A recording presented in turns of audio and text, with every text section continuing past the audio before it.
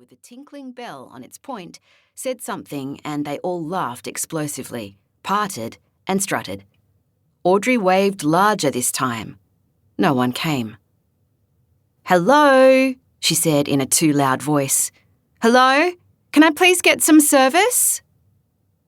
She watched others being served at the long bar.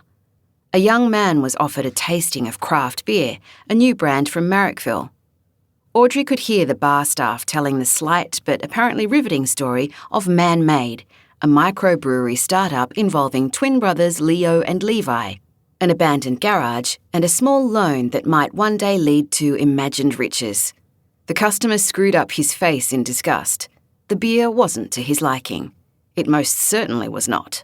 He turned to his female companion and expressed his thorough disapproval by twisting his lips and sticking out his tongue stiffly. He was affronted.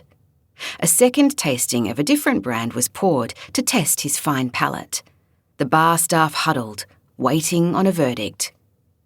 "Hello?" Audrey waved again, this time in half circles almost as wide as a small sedan windscreen. No one turned to her. Still, she waited. She was a polite person, but when she had excused them for long enough, Audrey became irritated. After another few minutes, she put one bottle on top of the jacket in her gym bag and the other in her handbag and started to walk out of the pub. Past the manager who sometimes called her Love when she smiled at him in the local supermarket.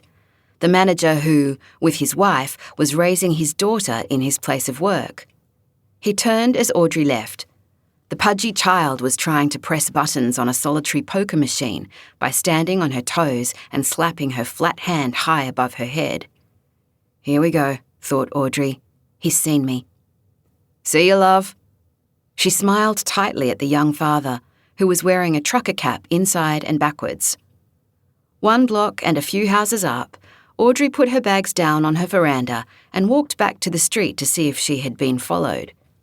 The street was empty, except for her neighbours, who were tinkering with their car, bonnet up. She had thought of them as the amiable village idiots since they had trick-or-treated on Halloween among the throng of neighbourhood children. Roy and his son Troy were dressed in party shop Batman and Robin suits, and she'd given them each a mini Mars bar from her generous basket of lollies.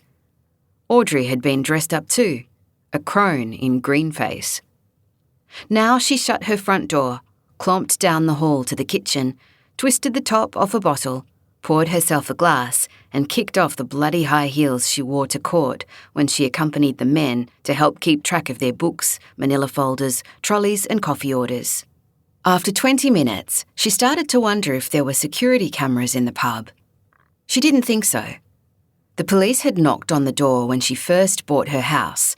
There had been a residential break and enter a few doors down at number 83. "Go to the pub," she advised the two young uniforms. "They'll have cameras there." "They don't. We checked there first." "Oh, well, you'd think they would, being a business, especially around here." "If you hear of anything or remember any suspicious activity from the last few days, please call this number."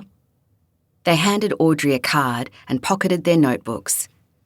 "I will. Hope you catch them." They left through Audrey's wonky gate, already alert to lifting rather than swinging it, their hips swaying under the weight of their cumbersome weaponry, guns, batons, pepper spray, handcuffs. Yet maybe there were cameras now installed at the pub.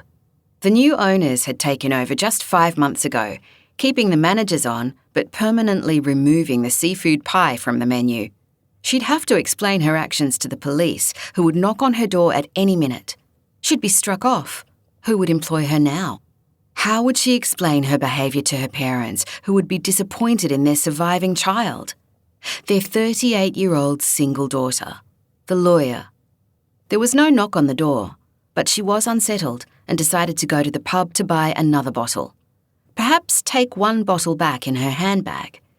She couldn't take the already opened bottle, though she briefly considered filling it to the top with water. No. Stupid. But how to pay for 3 bottles when she'd only have 2? In the pub, Audrey chose another bottle and put it on the counter next to the stolen bottle. She waved. "Hello?" She waited.